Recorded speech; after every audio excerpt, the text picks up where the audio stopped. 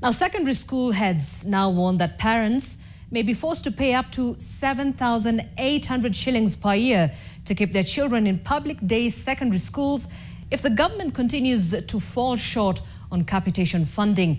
Treasury Cabinet Secretary John Buddy has acknowledged that the state is currently unable to fully finance the free day secondary education program, which requires 22,244 shillings per learner annually. With disbursements falling consistently below this threshold, school heads warn of possible closures, saying the widening gap between policy and practice is putting a strain on institutions and shifting the burden to parents. NTV's Laban Shaban begins our broadcast. Public secondary schools across the country are walking a tightrope, with school heads sounding the alarm over delayed disbursements and overstretched budgets. The situation is dire, and we are sincerely calling upon the government, because it was our hope that at least a second tranche will be released before we close the schools, because we fear that, as the chairman has alluded, we might not even continue with the schools to the end of the term. As Kesha, we feel that the issue of cost sharing has to be looked into. I think time is coming when now the parents have to come in. And I think it is time that the government will have to agree that this amount we can only be able to provide. Since 2018, Kenya's free day secondary education program has maintained an official capitation rate of 22,244 shillings per student annually in public day secondary schools. However, actual disbursements to schools have consistently fallen short in the wake of rising enrollment and tight fiscal space.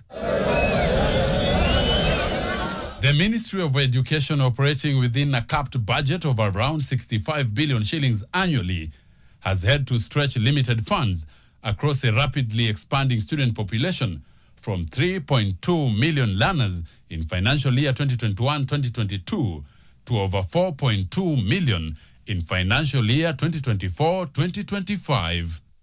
As a result, schools have received far less than the official policy amount, some getting as little as 9,700 shillings per learner. Yes, we want to budget for 22,000 per child, but we have not been having that in the budget. We must enhance the budget for capitation so that every child receives 22,000. What we have in the budget today is less than 22,000. During a church service at ACK St. Martin's Light Industries Church, Kariobangi, Nairobi, President William Ruto, without offering immediate solution to the crisis, said access to education cannot be compromised. We cannot compromise access. We cannot compromise quality. We cannot compromise affordability. And we cannot compromise relevance.